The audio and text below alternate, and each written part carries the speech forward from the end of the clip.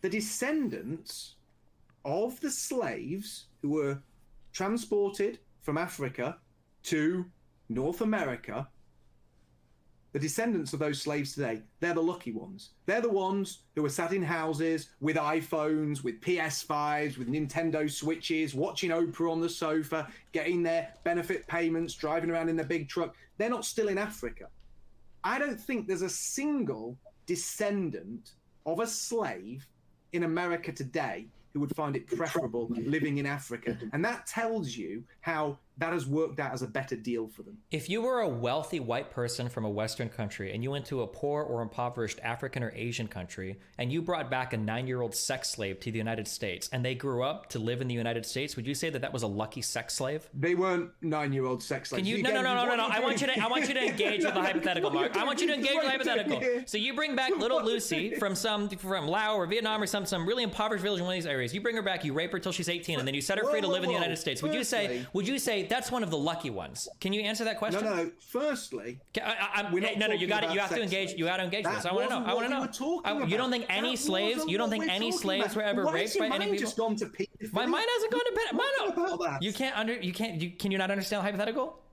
No. What I'm saying is that the black people transported to work on farms in America, their descendants will have a higher quality of life living in America. So do you think the descendants of that sex slave, do you think that her descendants will have a higher quality of life than what they would have if she would have remained in whatever slaves. They were brought over for farm labor. That's regardless. First of all, a lot of the women were raped, but regardless of that. Whoa. So you're saying now people brought to work on a farm is the same as somebody who's brought to work as a sex slave? Mark, if it was the same, this wouldn't be called an analogy. It would just be a thing that is the same as another thing.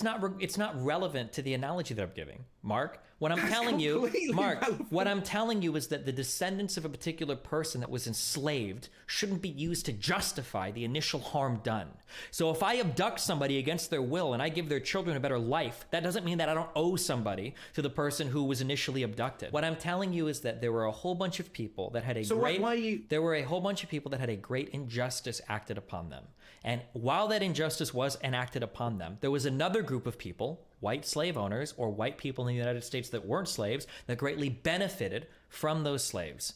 Now, it comes to be that wealth is often passed on from generation to generation, whether that's through direct transfers of wealth, or whether that's through assets like homes that have been in some people's families for over 100 years, or whether that's through inherited political power, like people like the Kennedys, or businesses, like people like the Rockefellers. A lot of these people could have never been black in the United States because our history wouldn't have allowed it, Mark. All I'm saying is that even if there are some black people that exist in the United States today that are better off than they would have been if they were born in Kenya or something, not all of them, doesn't necessarily mean that initial thing wasn't a harm or a wrong that was enacted on somebody, and it doesn't mean that there wasn't a group of people that benefited from it. This should be pretty simple to follow.